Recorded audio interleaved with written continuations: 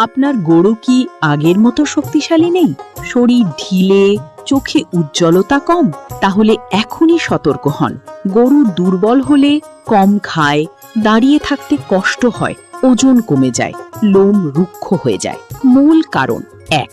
পুষ্টির ঘাটতি। সুষম খাবার না পেলে শরীর দুর্বল হবেই। ২. কৃমি ও রোগ। পেটের কৃমি খাবারের পুষ্টি শোষণ করে নেয়। ৩.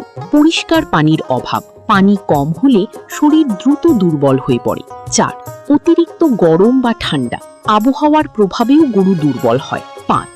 হঠাৎ খাবার পরিবর্তন বা স্ট্রেস।